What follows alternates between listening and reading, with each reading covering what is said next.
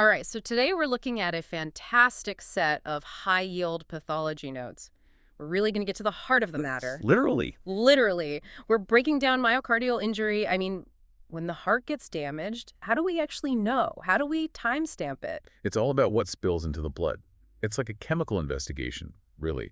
When those heart muscle cells rupture, they release certain proteins. And we're focused on the two main witnesses in that investigation. That's right, the two big players, CK-MB and Troponin I. Okay, so let's start with the first one, the notes profile. Creatine Kinase-MB. CK-MB. The sprinter. That's how I think of it. Yeah, that fits. It shows up incredibly fast. The notes say it rises within 3 to 6 hours. And it peaks at about 12 to 24 hours. But, that's not its most important feature. How fast it leaves, right? Exactly. It completely normalizes within 48 to 72 hours.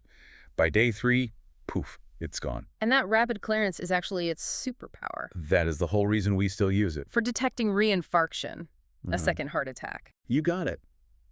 Imagine a patient has an MI.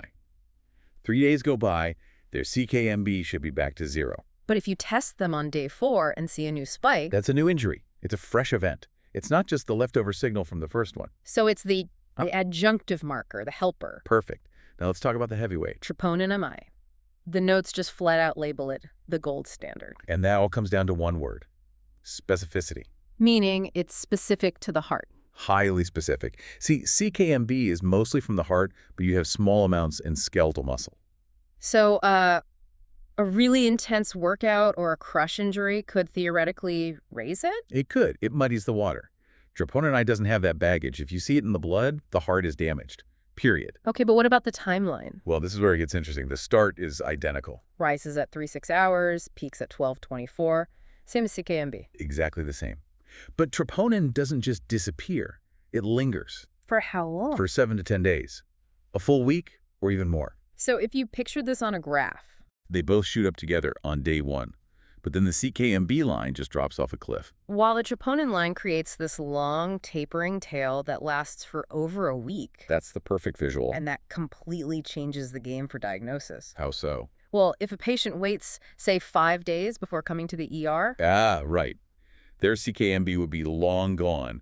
You'd get a false negative. But troponin would still be there, just waving a big red flag. And that's why it's the gold standard for the initial diagnosis. It catches those late presentations, and it's not fooled by other muscle trauma. But, and this is the crucial but, it fails the reinfarction test. Completely fails. Okay. Because the level is already high on day 5 from the first heart attack. A new small spike would just get lost in the noise. You wouldn't be able to see it. It's a major blind spot. So this brings us to the final verdict.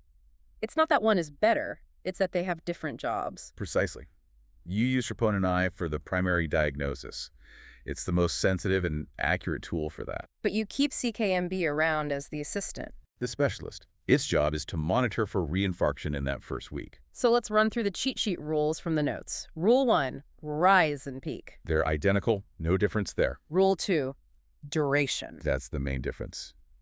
CK-MB is days, troponin is weeks. Rule 3, initial diagnosis. Trust troponin. And Rule 4, reinfarction. Trust CK-MB.